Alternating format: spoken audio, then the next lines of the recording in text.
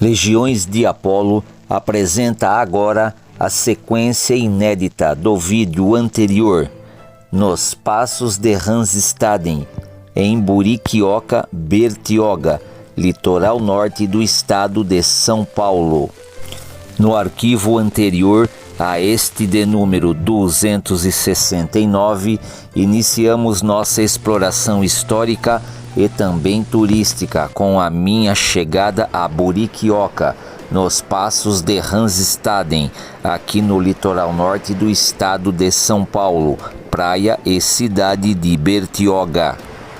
Após ter concluído pela segunda vez a leitura pontificada da obra As Duas Viagens ao Brasil, do autor Ranzstaden, montei um roteiro turístico significativo, disposto a reconstituir alguns retalhos desta pitoresca aventura do primeiro viajante às terras tupiniquins de Pindorama, antigo Brasil.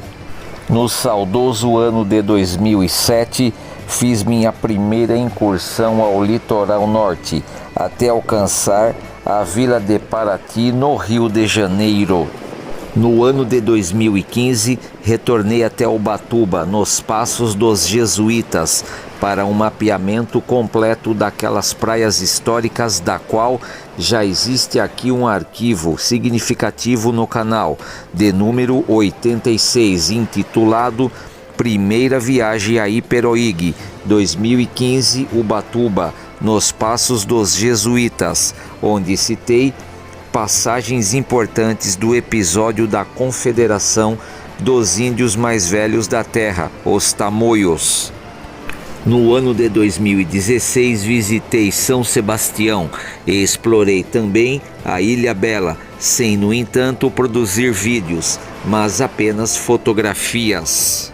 No ano de 2017, conheci Bertioga em uma primeira incursão rápida de apenas um dia para fotografar o Forte São João. Retorno hoje com o roteiro Nos Passos de Ranzstaden, visitando o Forte São João. Mas é interessante mostrar o poço aqui do Forte São João. Olha que bacana aí, mostrando assim, ó. Olha que legal. É bem legal saber que provavelmente, eu acredito que sim, eu vou arriscar esse palpite, Ranzstaden muitas vezes pegou água aqui para abastecer o forte. Aqui, ó, água com balde, né? Eles tinham aquela, eu não sei o nome daquilo lá que gira, né? E acho que é sarrilho, se eu não me engano. Não tenho bem certeza, depois eu posso confirmar se é esse o nome correto. Mas é aquilo que eles viravam. Aí tem uma corda e um balde, né? Isso é muito antigo. Hoje em dia já não se usa muito mais.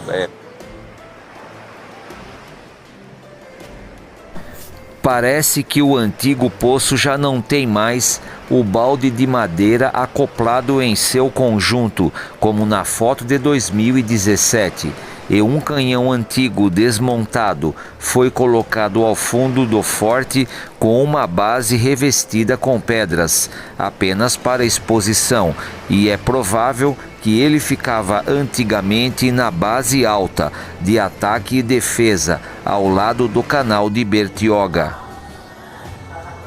Bom, pessoal, então a gente entrou aqui dentro do Forte São João, já estou nas imediações mostrando aqui em detalhes agora toda a sua arquitetura interna, muito bacana aqui, os salões aqui, o chão é todo de granito, olha que legal.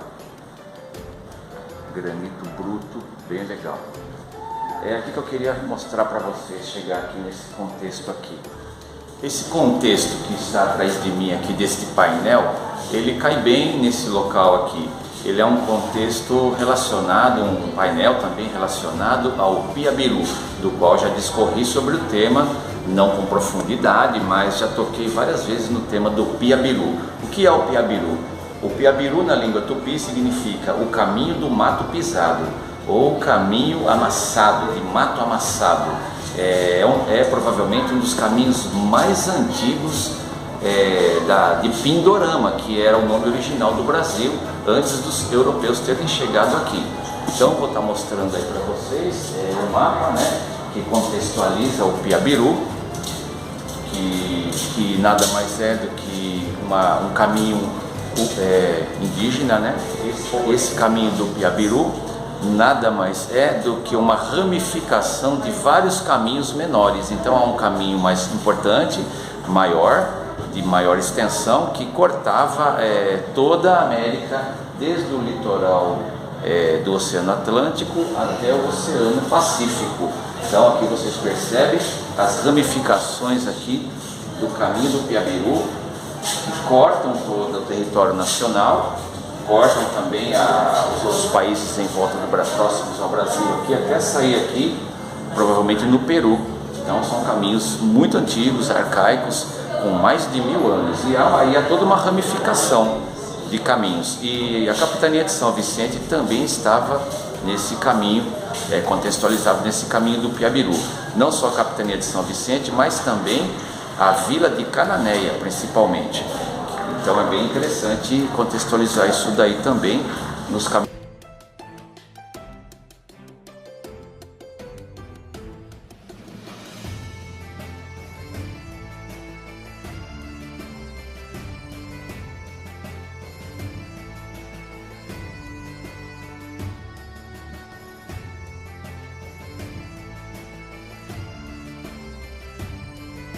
A antiga lenda de um caminho longo por terras selvagens que levariam os homens de boa vontade ao Eldorado já era informação preciosa entre os portugueses da Ordem de Cristo.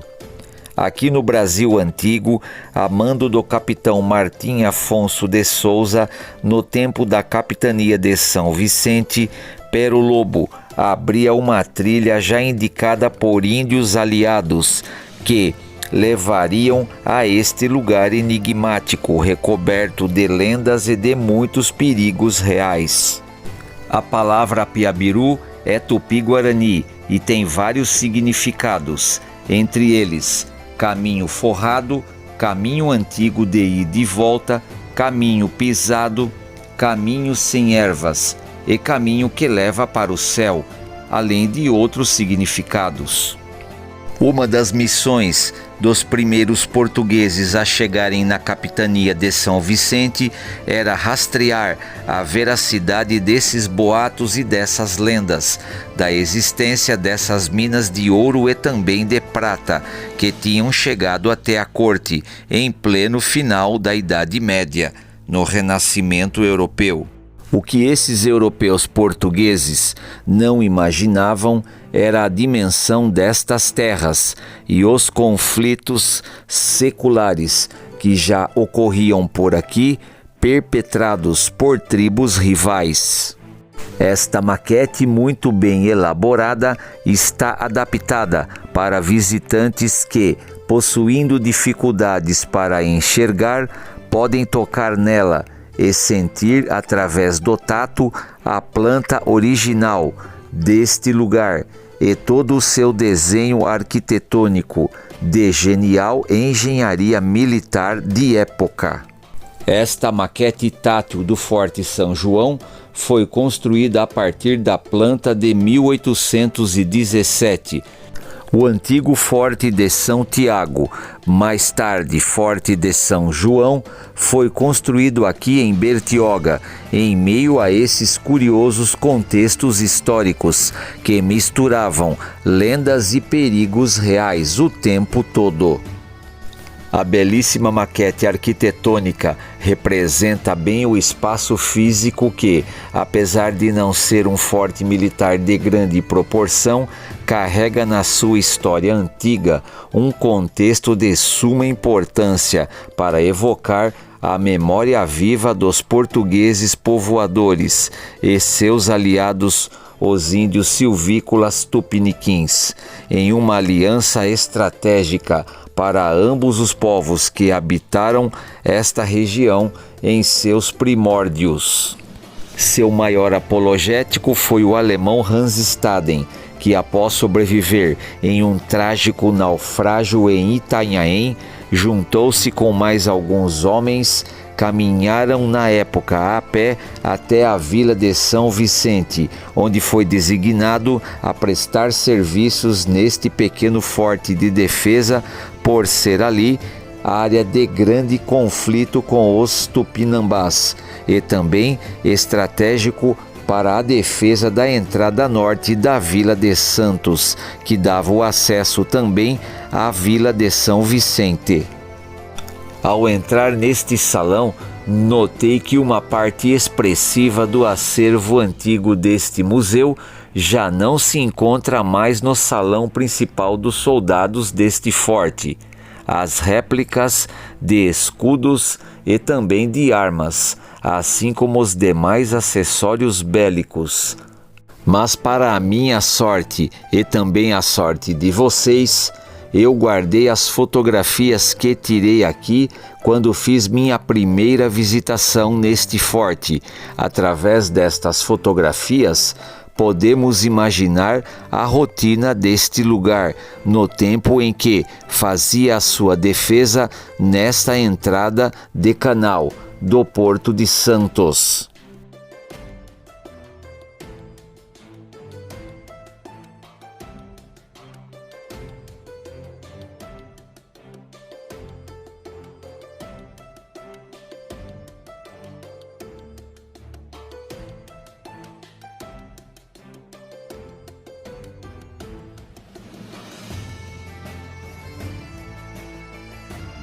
As réplicas de escudos e de espadas, assim como as armaduras e os machados entrepostos nas paredes do Salão Nobre das Armas, davam ares de um ambiente que, longe de ser um palácio de conforto, evocava sempre o espírito bélico que encontramos ao ler a obra do alemão Hans Staden, que trabalhou aqui e também do outro lado do canal como artilheiro.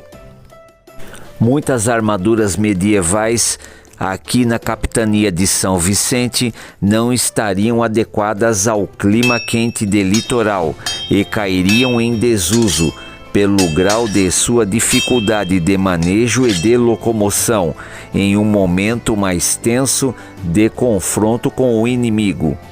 Esta réplica, porém, aqui representada e exposta, é uma peça de grande valor simbólico, que mais representa o capitão Martim Afonso de Souza do que os seus soldados que aqui montavam a campana de plantão.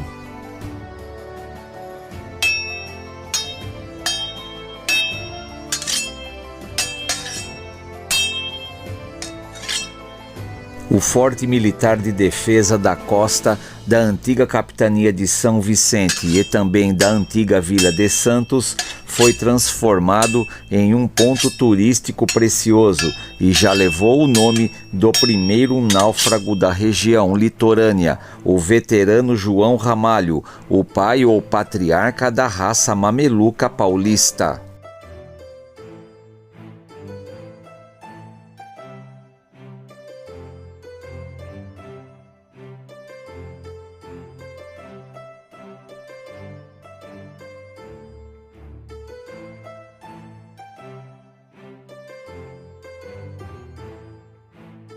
O antigo forte, que sempre recebeu o nome de Santos Católicos, está com poucas imagens sacras. Antes ainda tínhamos o São Felipe e o São João, em formato mais expressivo. Este espaço também contextualiza os sagrados passos dos jesuítas, da Ordem de Santo Inácio de Loyola, que era um militar. Por aqui também existia até pouco tempo uma cruz de ferro que emitia 4 notas ou sons diferentes como um sino. Ela ficava edificada no espaço intermediário do alojamento com a plataforma de defesa e de ataque. É notório no acervo deste museu a presença marcante da cultura do nativo silvícola da terra, os índios que já estavam aqui nesta região bem antes da chegada dos europeus portugueses.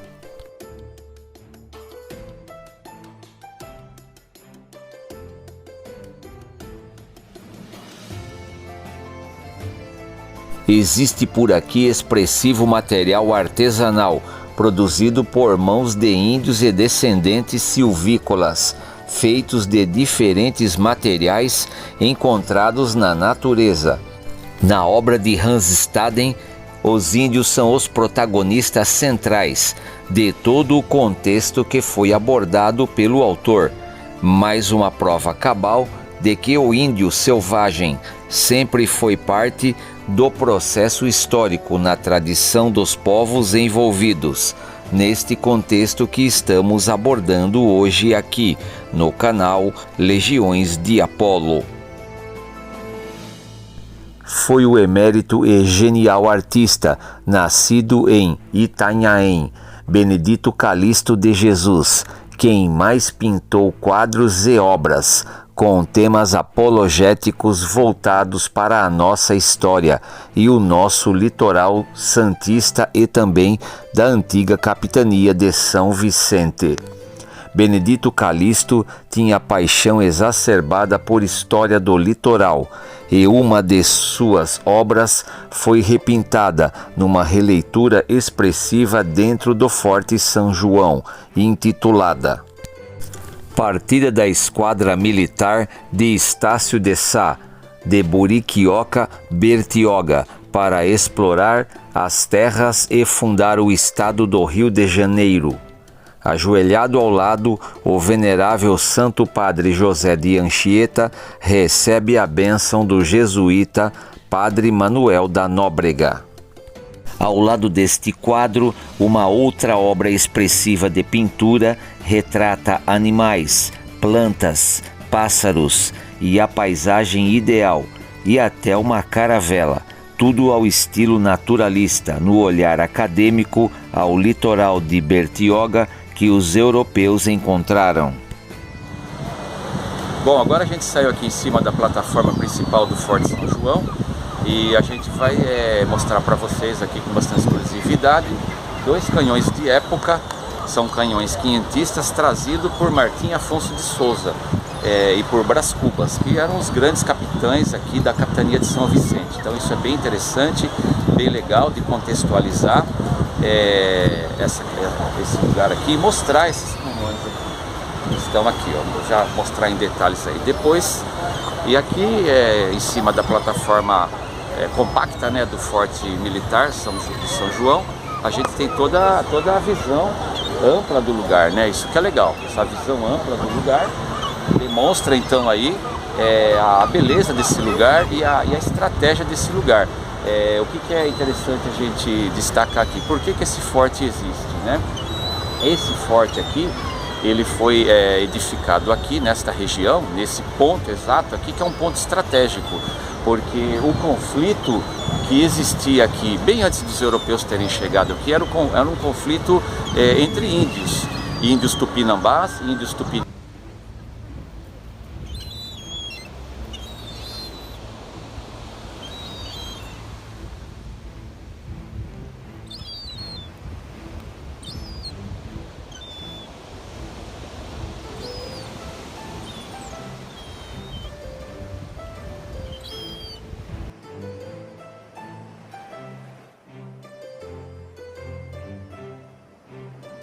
Nas antigas descrições dos silvícolas índios brasileiros, no período quinhentista, surge sempre uma dualidade de visões antagônicas entre franceses e portugueses.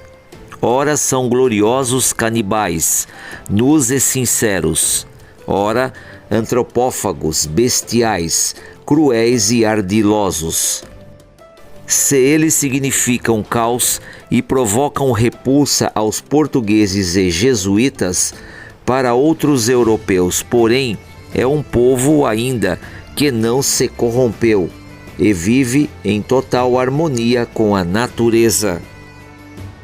Para o europeu civilizado, que vivia em pleno conforto e fartura da era da Renascença e da retomada da alta cultura helênica, grega, romana, dentro do mundo cristão católico, a leitura de uma obra como a de Hans Staden provocava grande espanto, horror e ao mesmo tempo curiosidade e fascínio por este paraíso perdido, habitado por canibais índios nus e ferozes.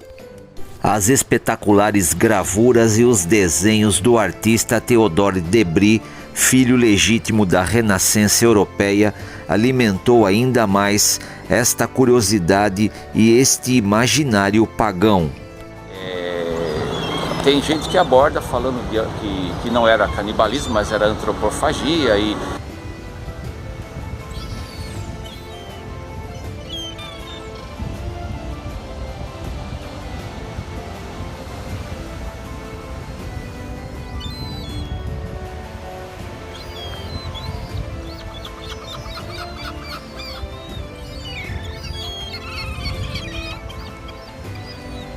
A antropofagia dos Tupinambá é representada à sua maneira, como heróica, mesmo na descrição do banquete que se segue na obra de Hans Staden.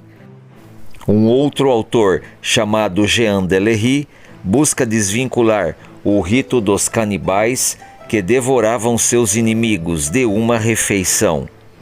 Ele enfatiza que o gestual é outro, que não se usa espeto para a carne humana e nem é cortada sobre bancas com grandes cutelos, como entre nós os carniceiros fazem com a carne de vaca.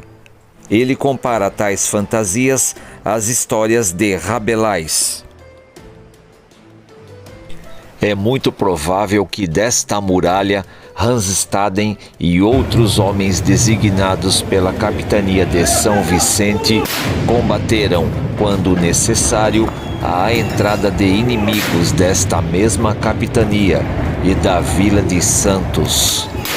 Hans Staden, como artilheiro, trabalhou aqui por mais de um ano no posto de observação e atuação, no combate e na defesa desta entrada ao norte da ilha de Santo Amaro.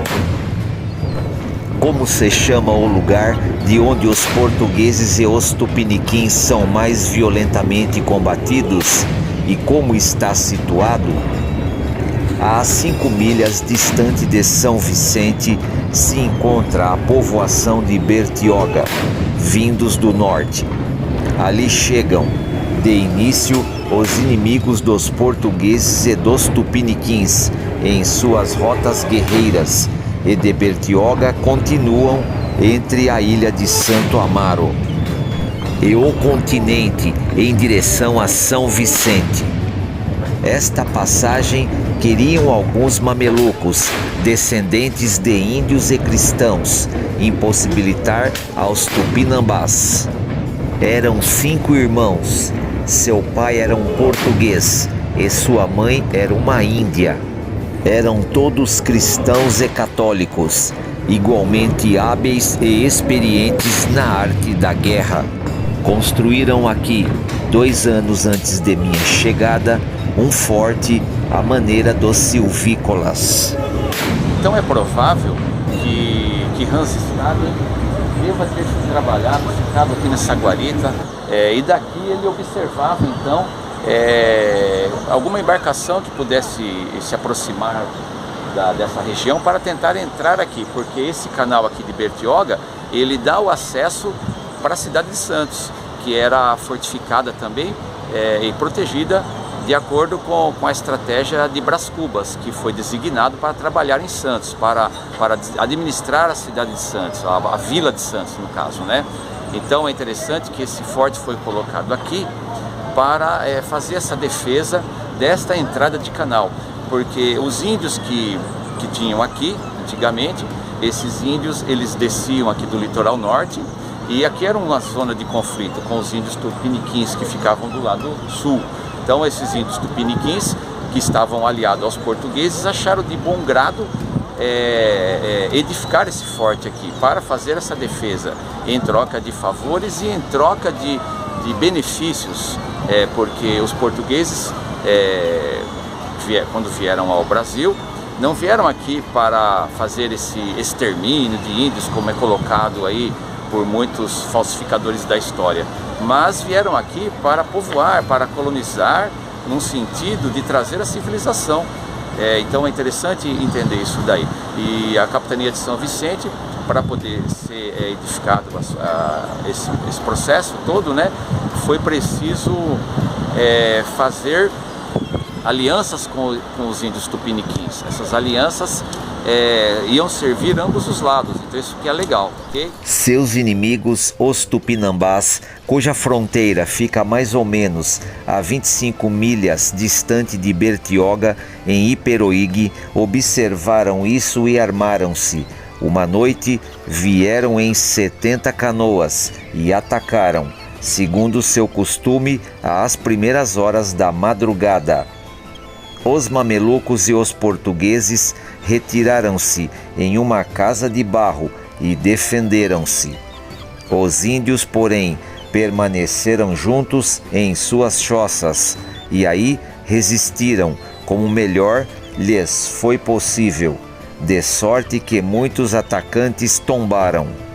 Afinal, aos tupinambás vencerem, incendiaram a povoação de Bertioga e fizeram prisioneiros todos os selvagens. Mas aos cristãos deviam ser uns 8, e aos mamelucos nada puderam fazer-lhe na casa, pois Deus quis protegê-los. Os agressores retiraram-se para a sua terra, logo após terem matado e esquartejado todos os prisioneiros. Após esta tragédia, de bom grado reforçaram o forte e suas defesas e mandaram construir também do outro lado da entrada do canal da Barra, ao norte da ilha de Santo Amaro, uma casa bélica fortificada com muralha e canhão de disparo, com guarnição e peças de artilharia, onde Hans Staden também passou a atuar e trabalhar no posto. Bom, pessoal, é provável que Hans Staden tenha usado esse aparato aqui, esse aparato arquitetônico, para aquecer as bolas do canhão, as bolas de ferro do canhão que eram lançadas nos navios nas naus inimigas que, se entrassem aqui nessa região, por aqui, sem autorização, enfim, invadindo, seriam alvejadas então por essas bolas aquecidas em alta temperatura nesse forno aqui. É bem interessante que isso é um forno exatamente feito para isso, é um forno bélico. Então eles aqueciam as bolas do canhão aqui e então no momento de tensão e de confronto eles poderiam então acertar esses navios inimigos que tentariam entrar por aqui, e eles tinham essa informação de que os navios tinham muita pólvora dentro, porque eram navios também de corsários e de piratas, e eles vinham bem armados.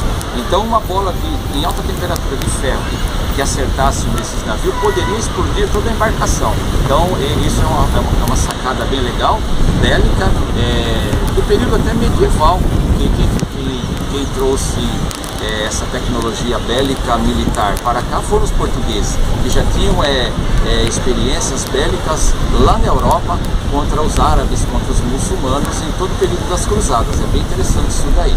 E aqui, ó, na outra campana, na outra guarita, né? É provável que o Hans Staden tenha ficado aí também, ficava aí, trabalhava aí, e ele fazia tiro cruzado daqui com o forte que fica do outro lado lá, que é o Forte São Felipe. Não deu pra gente apresentar o Forte São Felipe, o acesso é muito difícil, não deu tempo da gente estar indo para lá, a gente voltará lá no outro momento, mas a ideia então era fazer o fogo cruzado desse forte com o forte de lá, então, obrigando os navios que entrassem aqui a se aproximarem mais da linha de tiro desse forte, e se fosse do lado de lá, seria alvejado por outro forte do lado de lá também, que também tem uma muralha lá e também ficava uma bateria de fogo do lado de lá também. Então é bem interessante contextualizar essa parte estratégica aqui do forte militar. E essa plataforma toda que a gente está aqui, ela é uma plataforma maciça, exatamente para aguentar um tranco de tiro de canhão mesmo. Isso que é legal. Hans Staden descreve bem essa questão bélica e a rotina desse forte aqui, baseado nessa obra aqui, ok? Então é isso aí.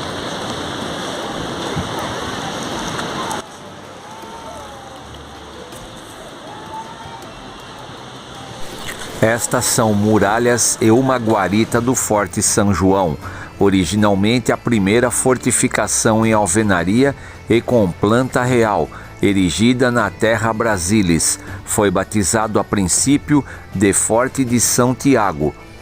Lateralmente ao forte e próximo à praia foi construído antigamente uma pequena capela em homenagem a São João. Nos meados do século XVIII, uma forte tempestade e uma ressaca arrebatou a capela e os moradores locais abrigaram a imagem de São João no alpendre do Forte de São Tiago. O povo mais religioso e os antigos católicos devotos do santo dirigiam-se ao forte para orar e também para rezar a São João, ao que aos poucos tornou-se referência a todos os antigos moradores, que espontaneamente passaram a chamar o Forte de São Tiago para Forte de São João. Segundo a obra Arquitetura Militar, um panorama histórico a partir do Porto de Santos, do pesquisador genial Vitor Hugo Mori, o capitão Martim Afonso de Souza teria chegado ao canal de Bertioga no dia 22 de janeiro de 1532, denominando o local de Rio de São Vicente, em homenagem ao santo do dia.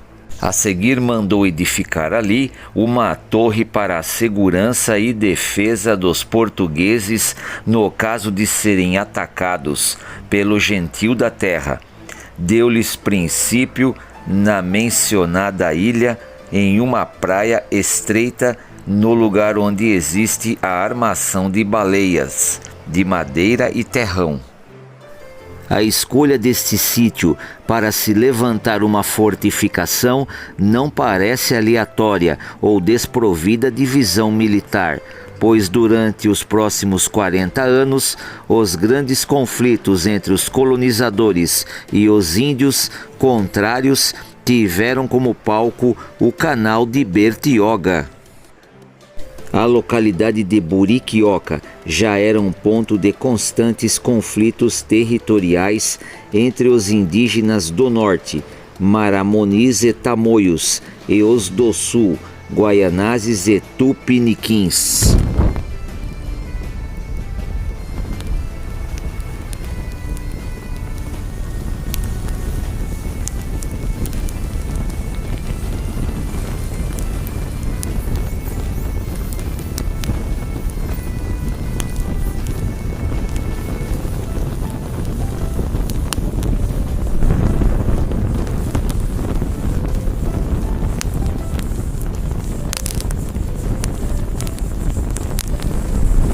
As panorâmicas da paisagem do canal de Bertioga se apresentam nos dias de hoje aos turistas de forma risonha e desprovida de importância militar, mas aqui no passado foi o cenário real de grandes conflitos, não apenas com os índios canibais, mas também com piratas e larápios, vindos da França, Inglaterra e também da Holanda. Bom, agora a gente vai entrar um pouquinho aqui dentro da guarita para a gente ter a mesma experiência que o Randstad tinha.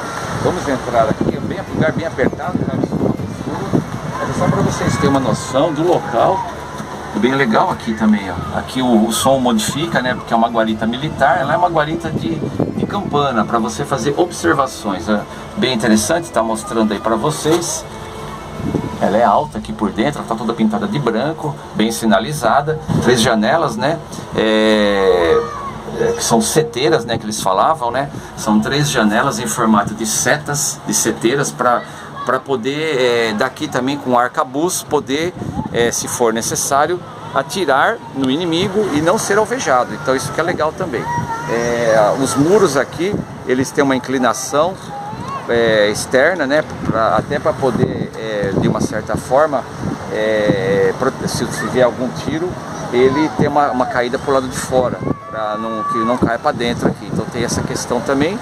Então ele tem toda uma medida exata, um jeito de ser construído para poder definir então o espaço bélico aqui dessa fortaleza. Olha que bacana lá, mostrando lá os canhões, que eu já mostrei em detalhes. E agora então, eu vou fazer essa panorâmica rápida aqui e já está encerrando com vocês aí mais um vídeo aqui no canal Legiões de Apolo, ok? Olha que bacana, mostrando rápido aí, bem legal essa. E a gente futuramente vai filmar também o outro forte que fica do outro lado lá. Eu já contextualizei aí o forte da Barra Grande, que fica do outro lado do Guarujá, bem legal. E paisagens assim de tirar o fôlego, né? Então a gente em outro momento a gente vai para aquele lado lá também, ok? Então quero finalizar com vocês aí, nessa paisagem muito bonita, mais um vídeo aqui no canal Legiões de Apolo, nos passos de Hansestaden, contextualizando o Brasil que os europeus encontraram e também os passos dos jesuítas, que eu também apresentei algo nesse sentido, mostrando para vocês as ruínas.